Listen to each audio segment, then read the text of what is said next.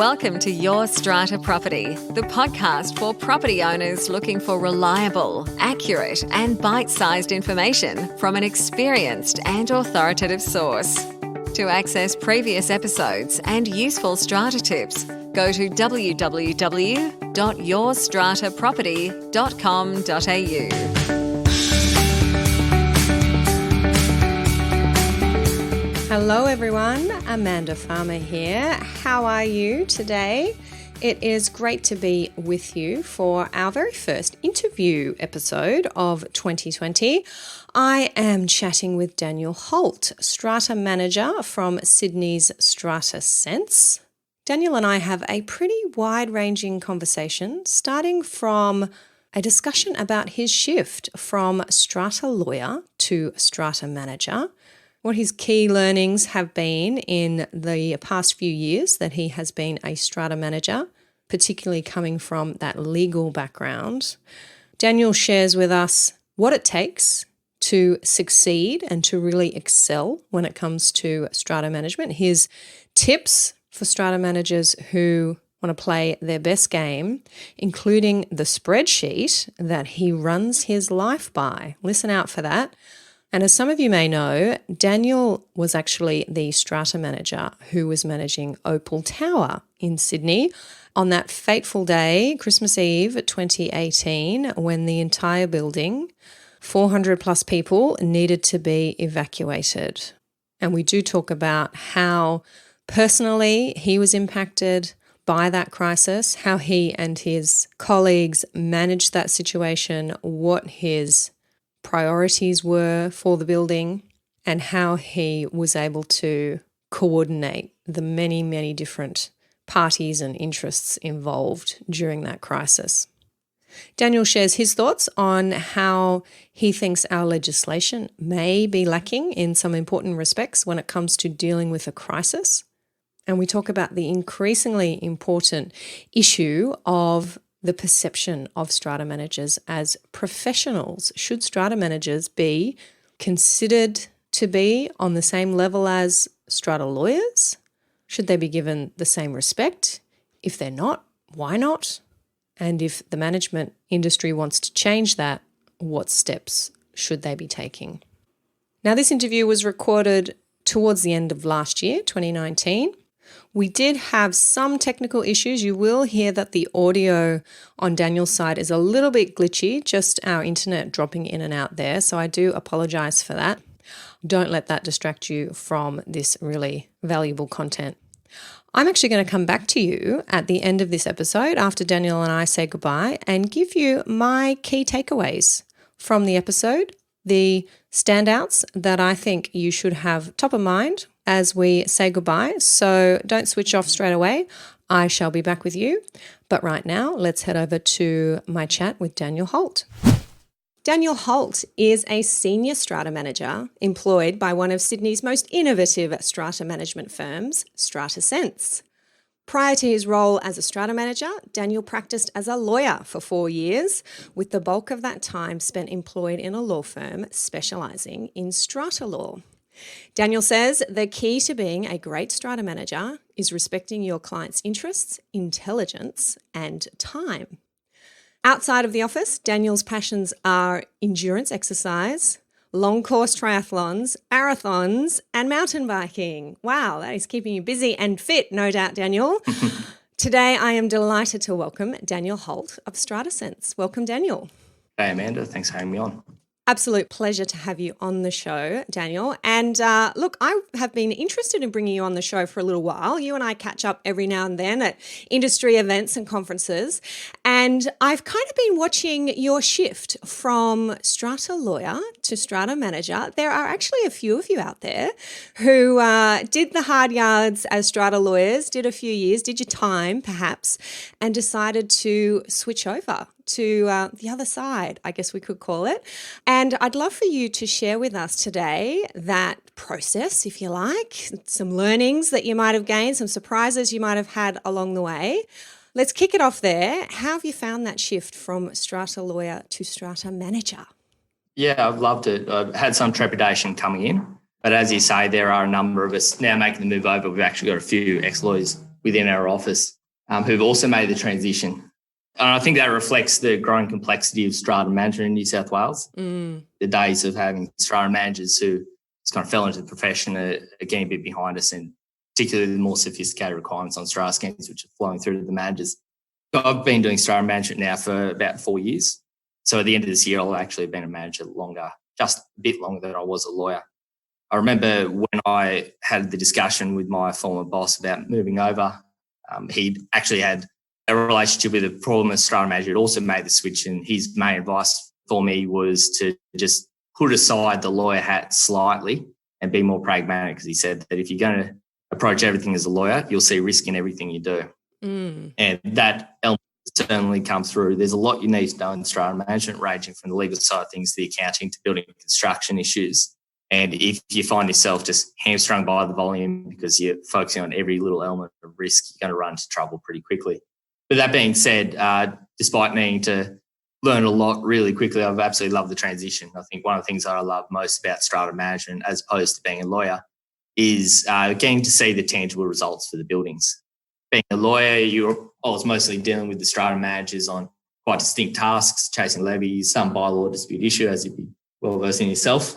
It's great to now be able to see buildings come in, meet the committee, and some of my buildings now I've been with for 4 years, really see how they develop, particularly with new developments over the course of 4 years, and watch them engage in a project and see it through completion. Excellent. I can see how that is one of the big differences being a strata manager. You're working with a building on all sorts of different projects. You're with them for a number of years, if you're lucky, and very different to the lawyer's role, where we come in, we deal with a discrete dispute, a discrete issue. It's often the case that nobody finishes up that relationship being very happy, aside from perhaps the lawyer who gets the bill paid. But yes, a different experience as a strata manager, and it's interesting to hear you say that's been what you've loved about it. You mentioned there being careful to take the lawyer hat off and to wear the strata manager hat. I know we're often telling our strata managers, we talk about it on the show, be very careful, strata managers, not to be giving legal advice. You facilitate the discussion, you give your clients the resources that they need to make the decision. I can imagine that would be hard. If I try and put myself in your position as a lawyer, having that experience and that qualification, I suppose, is it hard to sit back and say, I know what the legal answer is here, but I know it's not my role to give it? Yeah, you're absolutely right. And I think that's something that I've spent some time adjusting to. Coming into the role, particularly from the legal background, it was easy to jump in and see everything as a legal problem and want to extend the boundaries of what your role is. But at the end of the day, we're contracted to provide a specific service. We're not legal service providers, at least within our company, we're not. And we need to recognise the boundary of what is strata management services and what is legal services. And sometimes that boundary is really not as clear as you might hope. At the end of the day, strata management is at its core a legal compliance role. You are tasked in making sure that the owner's corporation is complying with the relevant legislation. And sometimes you know the answer through the legislation. It's your job to tell them, but at other times you've got to recognise when it is time to get the lawyers involved. And there really is no hard, fast answer of when that is. It often comes down to the quantum of the dispute. If you've got a couple of $100 bill that someone's arguing over, it's really not worth it to get lawyers involved. It's better to just pick up the phone and resolve that. But even in that process, you've got to be providing some advice to the owner's corporation. Again, it can be difficult to work out when is your time to step back and put it to the lawyers, or tell them, look, this really is getting to the area of legal advice and beyond what we can provide for you. Yeah, and you did mention earlier that need to be pragmatic as a strata manager, and I think that's a really good example of that. Yes, there are parts of the legislation that you do need to know and should know as a strata manager. There are disputes that you do need to resolve and should be able to resolve as a strata manager. And I think that's a really good rule of thumb when you're talking about particular disputes, looking at the amount of money that's involved, whether it's worth getting legal advice and taking that commercial discussion to your strata committee. Do you find you get pushback sometimes from buildings when you say, I think it's time to get legal advice on this problem, on this issue? I think we need to get a quote from a lawyer?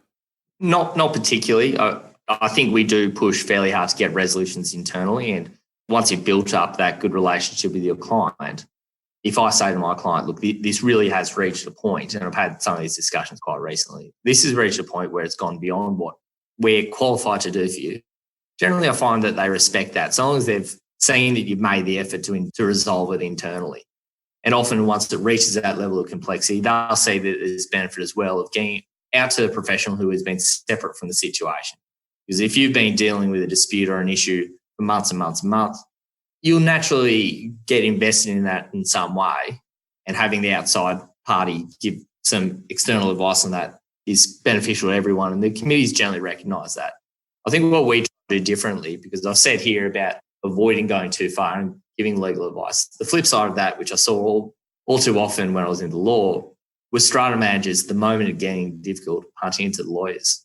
And it was incredibly frustrating seeing the number of cases that would come before the court or even just come across our desk, where you think this could have been resolved by the manager just picking up the phone and making a couple of phone calls.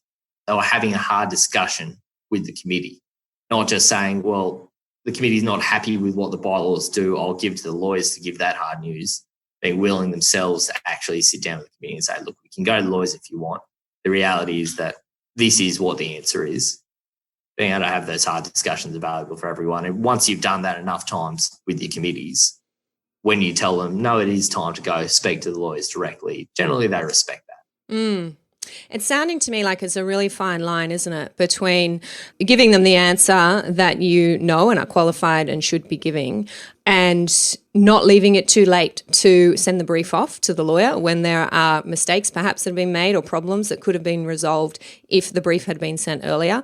It kind of reminds me of a situation where you have lawyers and barristers working together, exactly solicitors and barristers. Yes, and that happens to us, that there may be circumstances where we as lawyers think that we can handle a particular case, usually litigation, and it gets to a stage where it becomes more complex or it's going to take longer, it needs more resources than we thought, and we end up briefing a barrister maybe a few days prior to a hearing, and the barrister says, thanks a lot, guys. Thanks for dumping that on me. Yeah, I remember when I was a law clerk up in Newcastle, the advice I got from my solicitor there was brief early and brief often. And I remember coming down to the law with that attitude of you get the barrister on as early as possible, but it just doesn't work pragmatically or from a cost perspective to get a barrister involved incredibly early all the time. And it's exactly the same conundrum you face in strata management, or when do you get the experts involved? And that might not necessarily be a lawyer.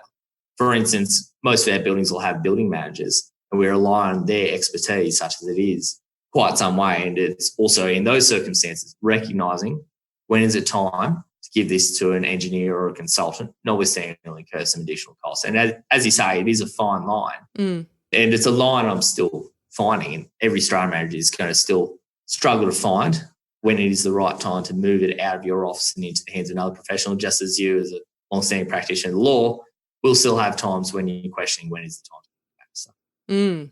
Definitely. Now, we're talking around a few of these things, Daniel, but I want to ask you straight out, what do you think makes a good strata manager? Yeah, I've been reflecting on this a fair bit in the last couple of days in preparation, and you quoted, I think, from my LinkedIn about a great strata manager starting from a position of respect. And I think ultimately that is where it starts from. You need to have respect for your committee and your owners and the gravity of what you do and how that impacts people's lives and livelihood. I've always tried to take the approach of saying, well, my parents live in a house. I always say, how would I want my grandparents to be treated? They live in their small little strata unit up in Charlestown, Newcastle, and just bring it back to how would they want to be treated. And that comes down to the basics of if someone reaches out to you with an email or phone call, get back to them. If you are having a meeting with someone, you turn up on time, well presented, well prepared. But that's really where it starts. And I think lots of strata managers who enter the industry have that right attitude.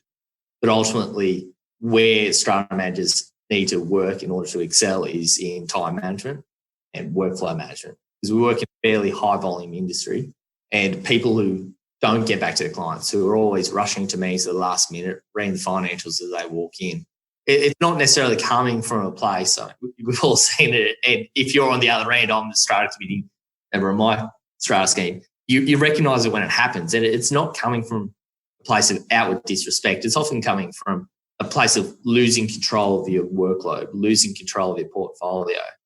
And I have some sympathy for the managers who find themselves in that situation. So it comes down to at the start of every day, I come in, I open up my spreadsheet that I run my life by, look over and say, what do I need to do today? Open my emails after I've ordered my day and start getting back to people. I don't know if I'm not able to give them an answer straight away, tell them when I'm able to get back to them. But then it becomes broader than just the manager themselves. And you really do need to have the structures around you to manage the complexity of strata management in 2019 going into 2020. For instance, we're expected to know, or at least have a base level understanding of the legal side of things. And that's fine. I'm well across that. Accounting.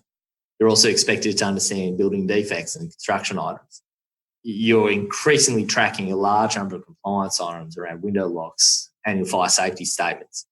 To succeed and really excel in strata management, you need to have the structures around you to manage that well.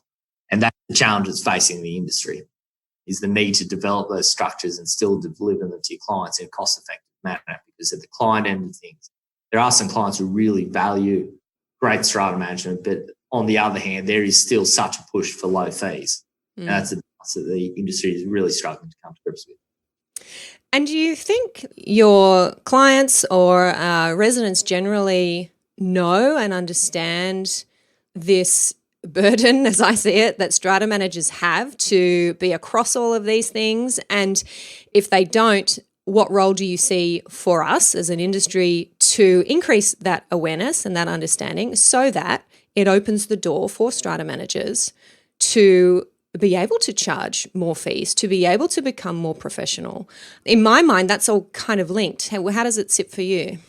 Absolutely. Look, if we put aside, residents are one element, but owners generally, they don't have a full understanding of what we do.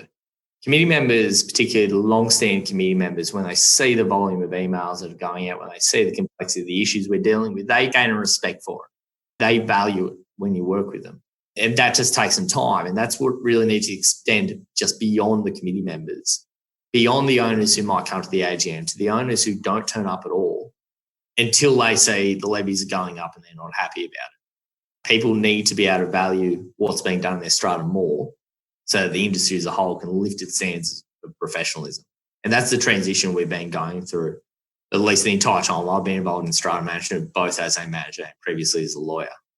It's not the industry it was 20, 30 years ago. Not that I was involved in it 20, 30 years ago, but it is so much more sophisticated, and we need to get through to owners that level of sophistication, and they need to have a better understanding of what they're buying into. And you see examples in the media all the time of misunderstandings of these things. I recall in Mascot Towers, I think the Premier made some statement about the strata needs to be held accountable, the strata needs to be doing its job. That is a meaningless statement. It means nothing. Strata as a word on its own does not mean anything. Does that mean the strata manager, the owners corporation, the strata committee? If that's the level of sophistication we're getting from the government, well, that needs to improve, because owners aren't going to strive to have a better understanding if that's the message we're getting through the media. Yeah, it's definitely a big task that needs to be tackled from a number of angles. I can't leave off this topic, Daniel, without asking you about your spreadsheet. Tell us about the spreadsheet that you open up each day when you get into the office. What is that? No, it's got a couple of different tabs on it. The main one is just a daily planner. I'm able to shift around the tasks and colour code them by priority and set aside time for responding for emails, set aside time for basic admin. Then the other sheet will have a list of all my schemes, key details on it, and just use it to track basics like when is the last time I spoke to my building manager, when is the last time I spoke to my committee member. That's not an issue with the larger schemes, but it's easy to let a small scheme get away where you haven't spoken to them in some time and you lose that immediate touch point and they don't realise what you might still be doing for them.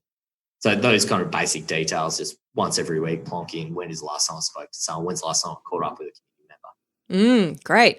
Is this something that you've developed, or is this part of the StrataSense toolkit?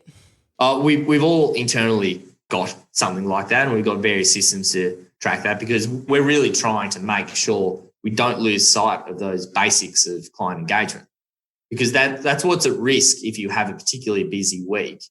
Is either you're going to focus on the really big tasks, which must be done, and that's important that you do tick those off, or you're just going to get on that treadmill of answering emails, in which case it's the squeaky wheel that you're paying attention to. It's important that we have the regular check-ins with our team to work out, okay, when is the last time you sat down with them, had a coffee and just checked in on how they're going? So that's a big focus for us, is making sure that we're having these checkpoints to make sure those things aren't getting away from us.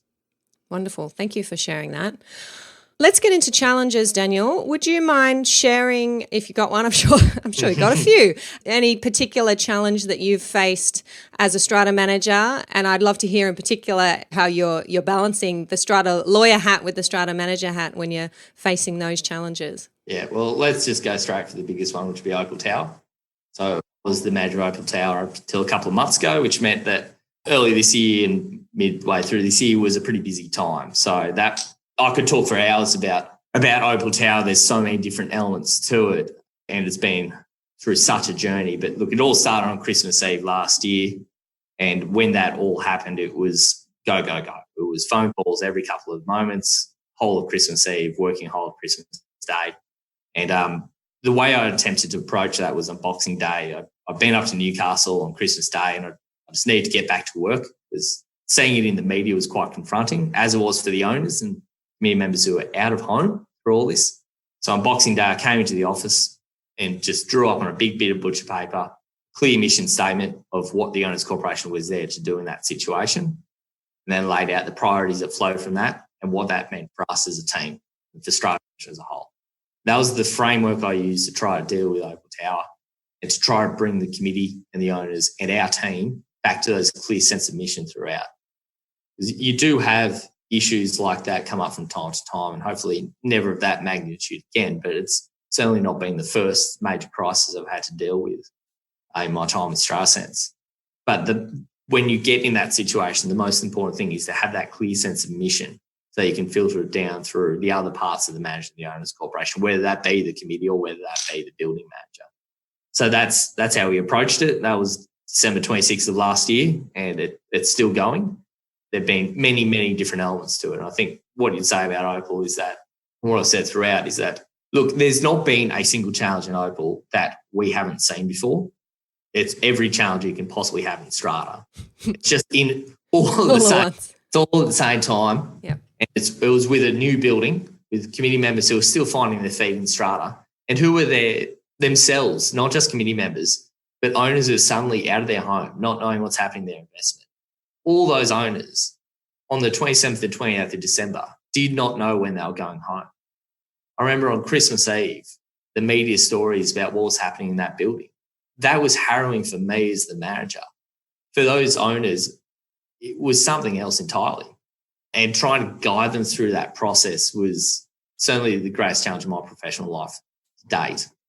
But again, it just came back to work out what are the priorities and drive those priorities to the exclusion of all others.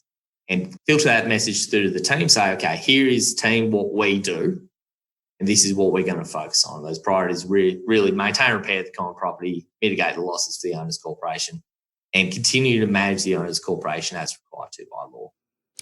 Now, is that something that you also involve the committee members in? You mentioned they're coming into the office on Boxing Day and developing that mission statement.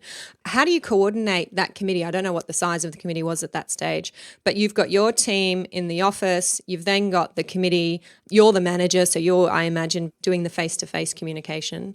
How do you coordinate all of those people?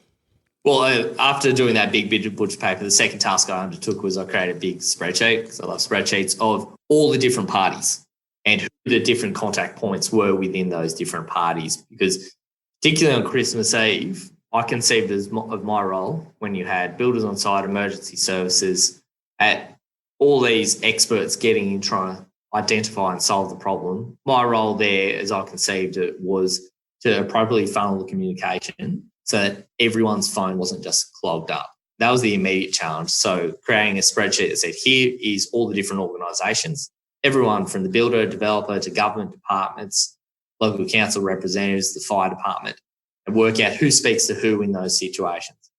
Within the committee, we then developed a platform that was off email to communicate, a platform called Workplace, which you might be familiar with. It is effectively a premium version of Facebook. So rather than having these reply all threads where they quickly become 200, 300 emails and impossible to manage, you have clear threads of communication on separate topics. It's a lot easier to follow. And then just by virtue of necessity, it was a case of basically weekly meetings with the committee until things settle down. So have to respect their time, and they're not necessarily able to sit there on email 24/7, as much as they really did endeavour to do so, and they gave up a huge amount of their time. We just need to resume pretty frequent face-to-face contact. And did you find that your focus 100% had to be on this building while this was happening, or were you also managing your other buildings at the same time? Well, look, it was double-edged sword in terms of it happening over Christmas. So it was incredibly personally challenging. It was also during our office shutdown. So we did have some leeway where we didn't need to make an immediate assessment of what happens to the remainder of the portfolio. But we did manage in different ways depending on the buildings.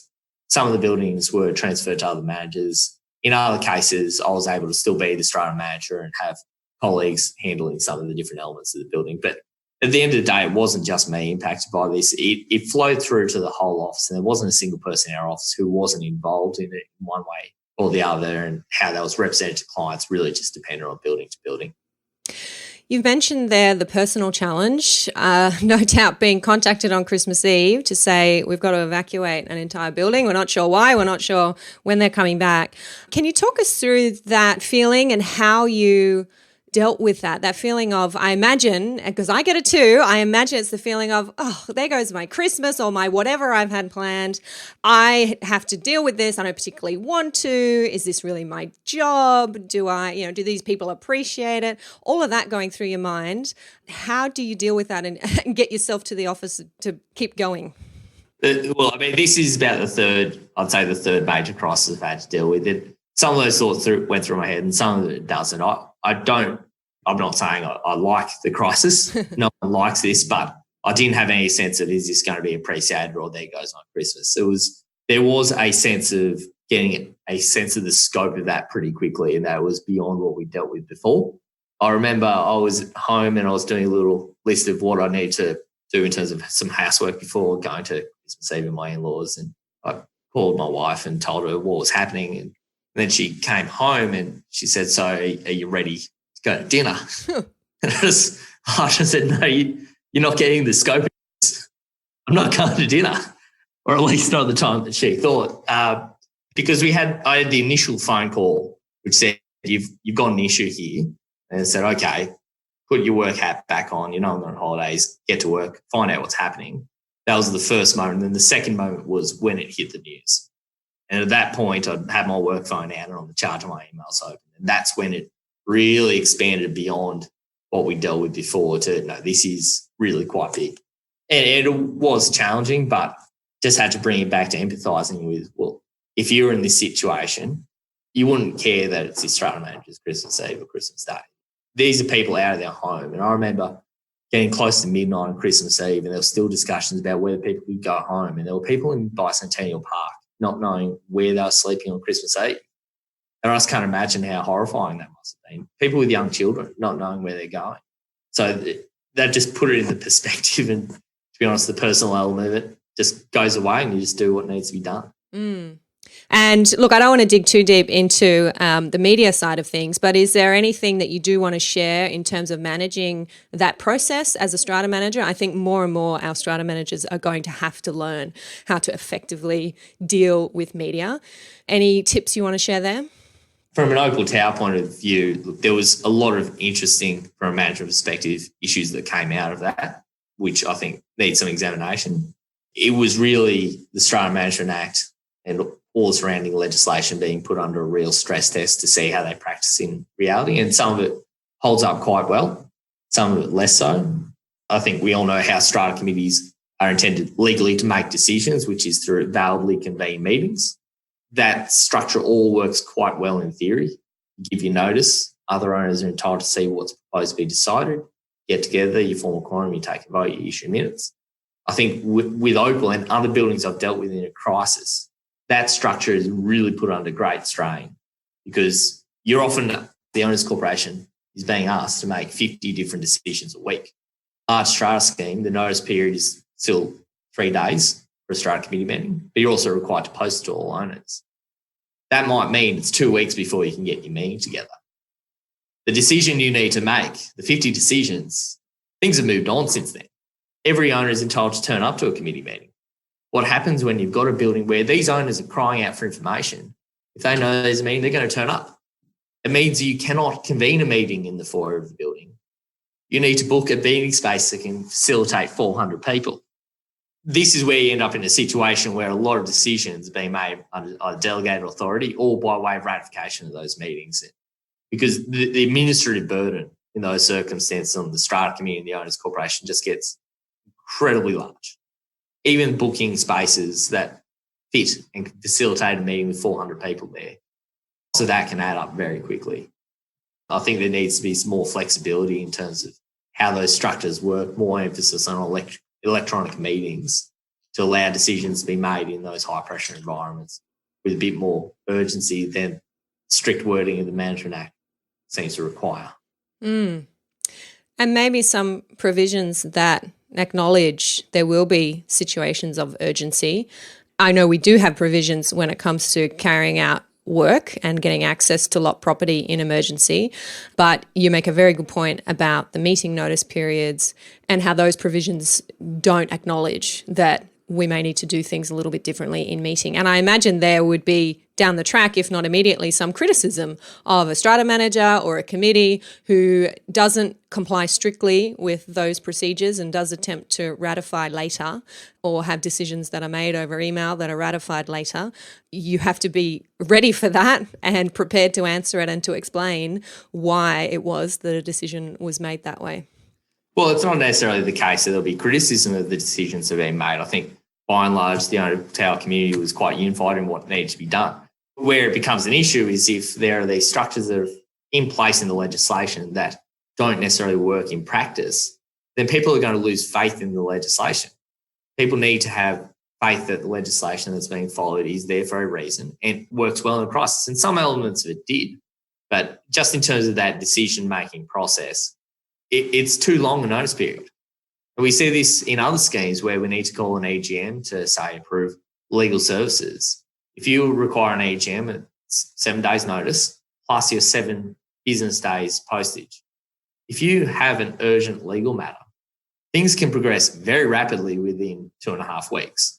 Legal fees can add up very rapidly within 2.5 weeks. So those notice periods have just gone too long, or at least there needs to be more flexibility in those notice periods for when you have a legitimate crisis that requires it to be shortened. Any other key learnings from facing this big challenge, Daniel, that you want to share with us? Look, I could probably talk for another couple of hours, but I think I might leave it there because there is just so much to be said. Every challenge you could possibly face came up. I know that in some particular circumstances, I actually sent out a link to your podcast on some particular items of the committee. Thank you. I think one of the takeaways is the lack of external resources for committee members, for owners. There really needs to be more available so that when owners are facing a crisis and they need to go somewhere to get information, they can get it from a source that they can trust. And look, Fair Trading made themselves available on some items, but they were mainly focused on the rental loss side of things. There wasn't as much available to the owners and the community members as I think they'd like, because they're in a really stressful situation, and it would have been very helpful, I think, to them to have something objective in writing, providing more clear guidance to how this works. For instance, look, strata management was all set up in the 50s and 60s with this idea that it was all going to be self-run. That doesn't really work anymore, but you should be able to read the legislation and get a relatively good handle on what is intended to happen in most circumstances without needing to go to lawyers or without needing to consult your strata manager at great length. Obviously, there are issues that are hugely complex that you will inevitably need to do that. But for instance, in the running of meetings, there are a whole range of challenges that come up from time to time, not necessarily just in Opal, but in other buildings, where there's not clear guidance in the Management Act as to what is to occur. For instance, if someone wants to record a meeting, I know that's something you've discussed before. Your view, and I've shared, is that it needs to be with the consent of the room. But what happens if you have a minority who aren't happy with that? Does that mean their rights are just discounted? What happens if someone has an objection with a particular person? These are issues where there is no clear guidance whatsoever in the Management Act. And I know you could probably turn around and tell me, well, if you look at this analogous case in corporate law, there are answers, and there probably are answers legally. But I don't think it's good enough that on something as simple as how meetings are run, people should have to go to a lawyer and consult analogous cases in corporate law to get a clear answer. There is definitely space there for more clear guidance, clear documentation either from the government or someone else that you can give to owners and committee members to help them in getting a better understanding of how management is supposed to work. Yep, I agree with you. I see that gap as well. And as much as we work hard to try and fill that gap, as things get more complex, our legislation gets more complex, the issues we're challenged with get more complex, the gap gets wider, the hole gets deeper, there's more work to do. So and adding the complexity of the language barrier. Sydney is a multicultural place. We have great difficulty in explaining some concept in strata law to well-educated people who speak English as a first language. You add in the barrier of language to that and it becomes impossibly complex. We've got some very good multilingual staff in our office who really go to pains to try to explain to people who don't speak English as a first language. But even try to translate some of these issues. How do you translate unit entitlements Mandarin? There might not be an analogous concept in that language. The more complex management becomes, the more difficult it is for us to explain it, particularly to a very diverse audience. And with the issues that we're facing in the industry, I think what will happen is more complexity will be introduced, more onerous requirements on owners corporations to avoid issues we've seen, like in Mascot Tower and other buildings where they're facing huge issues in strata schemes that have been existing for years. There'll be more complex requirements. And either that needs to fall on the manager or some other professional who inevitably will need to charge for their time, or will need to be reduced to some level that strata corporations can take more control of their own situation and have a better understanding of what needs to happen themselves. And just piling more complexity on top of things is not assisting in people getting an understanding of what they need to do. Yes, it is a difficult issue to face and to resolve. It's interesting, though, that we do come back to increasing the professionalism of strata managers, the education, the experience, and ultimately the fees that they charge.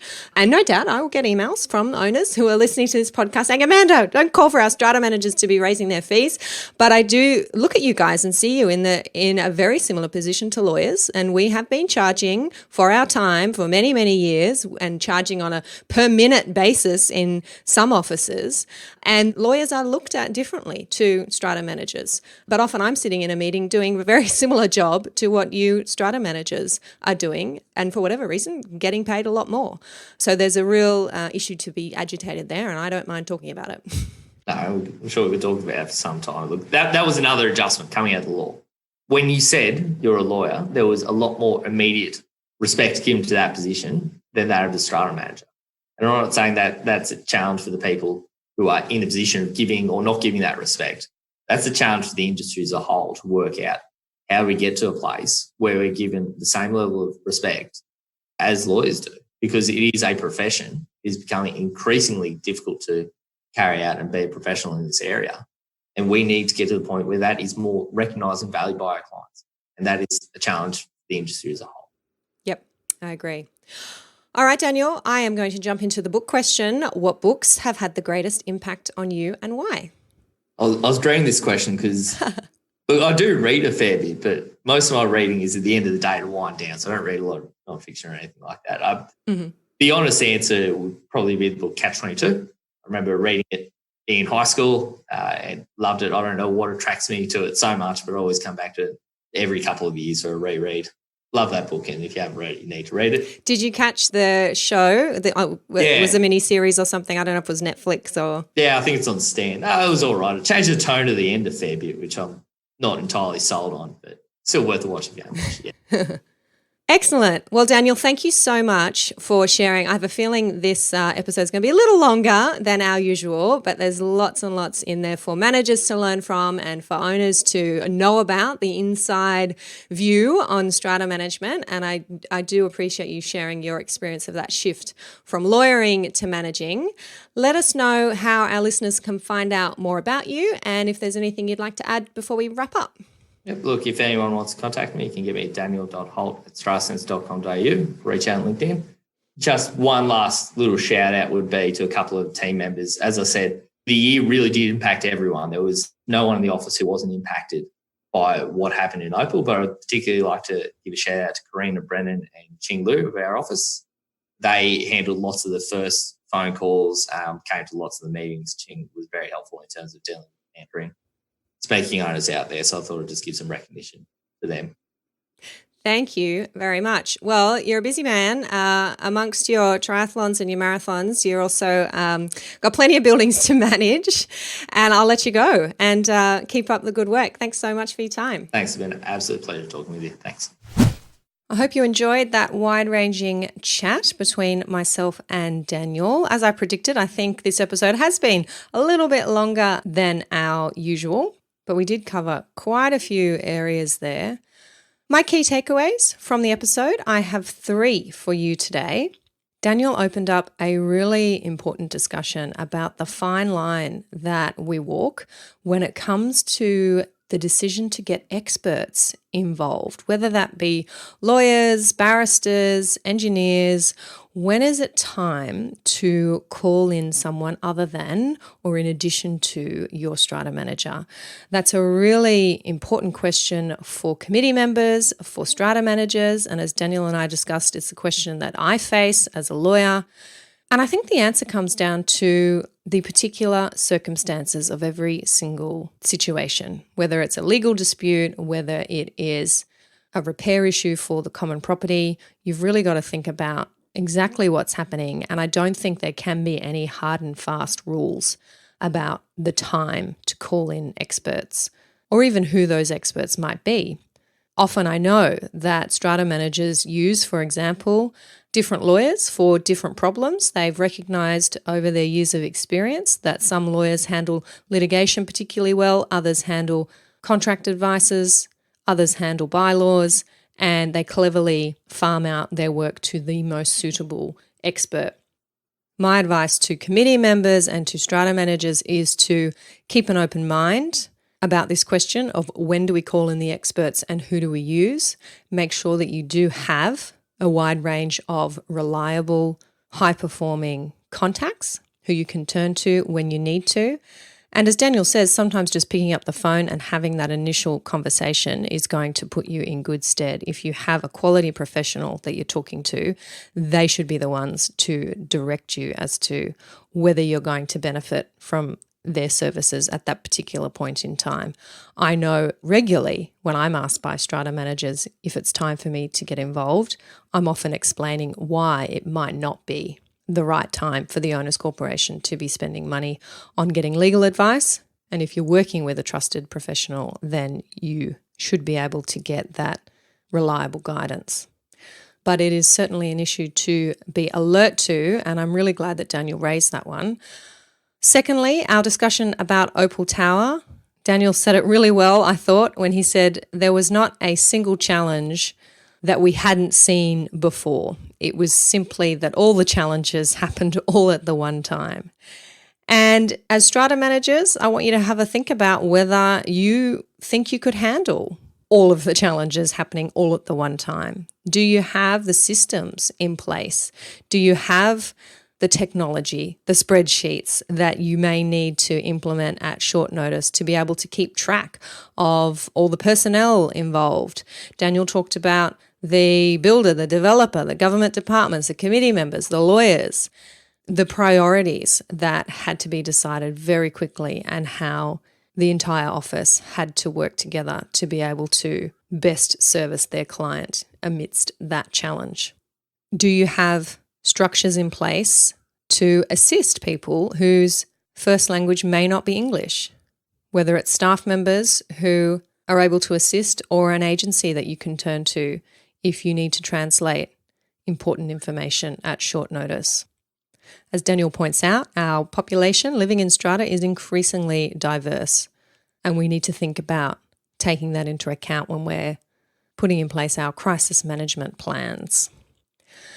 And lastly, our discussion about increasing the professionalism of strata managers. How do strata managers get to a place where they're given the same respect as lawyers?